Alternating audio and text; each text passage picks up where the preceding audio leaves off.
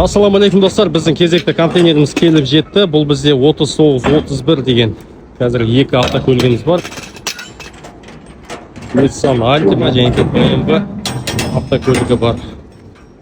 Мінекей көзге бірден түскен бізде Nissan. Астында Mercedes автокөлігі бар екен. Оңтүстік Кореядан келіп тұр. Осы автокөлікті қазір толықтай түсіріп, обзорларын айтатын боламыз. Достар, 4-1 автокөлік Mercedes, Nissan Altima және BMW F10 және Kia K5. Бұның ішінде Mercedes пен K5 біздің автокөліктер емес, бізден заказ берген, тапсырыс берген ол Nissan Altima мен BMW F10. Қазір осы көліктер түсіріп, толық обзор жасайтын боламыз. Бізбен бірге болыңыздар. Mercedes S-Class 350-ді дизельный мотормен, осылай дөңгелектермен тағылған, осылай тиелген. Бұл дөңгелектердің желін шығарып тастаған себебі көліктің жалпы биіктігі сәл аласа болсын деп, үстіндегі көлік сыю үшін. Енді достар, контейнердің ішін қарайық. Контейнердің ішінде біздің ақ BMW-мыз және ақ Altima-мыз көрініп тұр. 2016 жылғы BMW және 2019 жылғы Nissan Altima. Мінекей достар, бір көлігімізді шығардық. Қазір осы көліктерімізді түсіретін боламыз. Көріп тұрғандарыңыздай троспен әбден бекітілген, өте сақтандыру жүйелері жақсы жасалған. Көлігімізді келетін болсақ, асты кішкене сырылған екен. Енді ол асты төмен автокөлік болғаннан кейін 2,5 литрлі объемды. Бұл автокөлік Camry емес, бірақ өзіндік плюстары бар. Бұл автокөліктің бір минусы тек қана коробкасы өте әлсіз. 2,5 және 3,5 литрлі моторы болады. 3,5 литрлі моторы әрине расход көп, драйв бәрі жақсы, бірақ онда коробкаға көп нагрузка түседі, достар.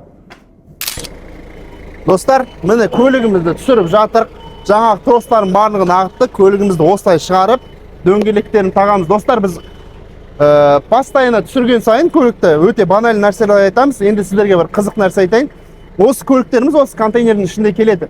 Бір несчастный случайлар енді мыңнан бір арасында болып тұрады. Жаңағы кейбір жерін трос сырып кету, немесе ағаш сырып кету деген. Оның бәрін ответственны біздің компания және тиеген компания алады. Барлығын істетіп, сіздерге әдемілеп беріп отырамыз. Және де мотор жағынан айтылмай қалған дефекттер болса, жаңағы көлікті тексерген компания, ол біз тоже, және көлікті тиеп, қарап жүрген компаниялар барлығы ответственность алады. Осы біздің плюсымыз договор, офис барлығы бар. Келіңіздер, тапсырыс беріңіздер, кез келген көлікті гарантия беріп, әдемі түрде жеткізіп береміз, достар.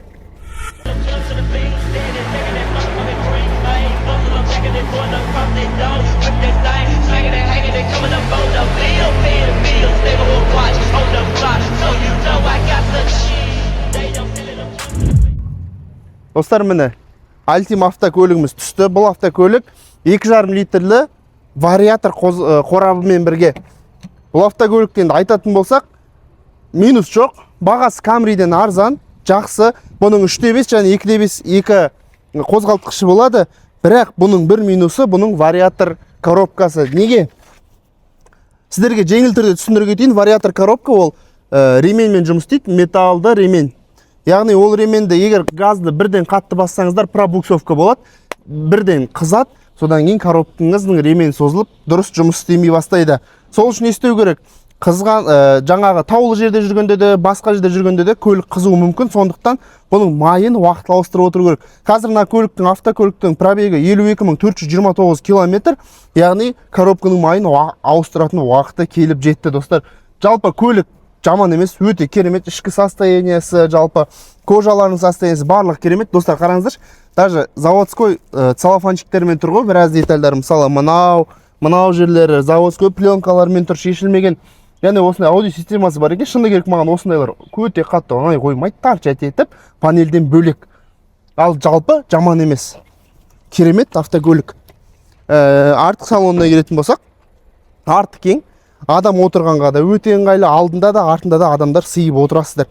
Bridgestone резинасымен осылай әппақ түсті, өте дерзкий автокөлік.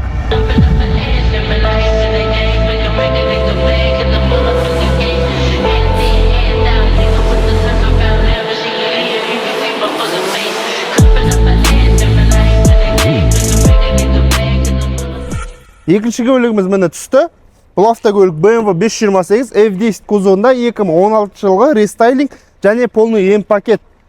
Ну, М комплектация. Так, ішкі состояниясы өте керемет, кожалардың состояниясы, барлығы, рулі енді бұл жеке бір әлем ғой рулі. Екі лепестоктарымен осындай ортасында кішкентай ғана сигналкасы барлығы бар, өте керемет.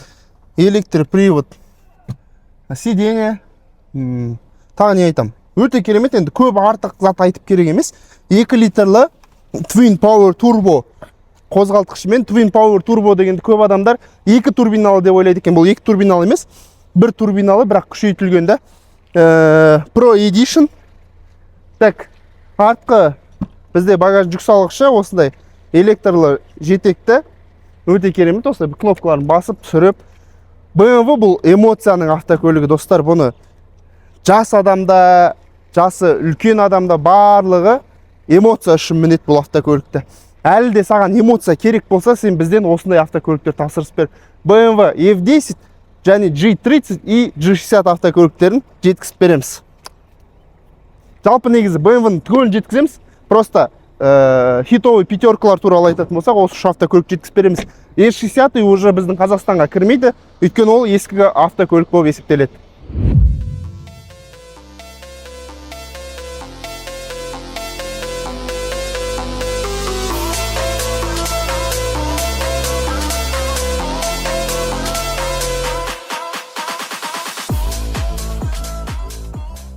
Міне екі бірдей ақ қоянымыз түсіріп, дөңгелегін тағып, барлығын болдық. Енді растамошкасы басталады. Енді ең қызығы, барлығына қызық, бұл көліктер Алматыға дейін қанша миллион теңгеге келді.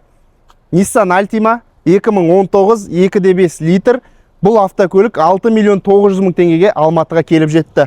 Ал енді өзімнің сүйікті автокөлігім BMW. Бұл үшәріп Алматыға дейін 6 миллион 300 мың теңгеге келіп жетті. 2 литр Twin Power Turbo қозғалтқышымен.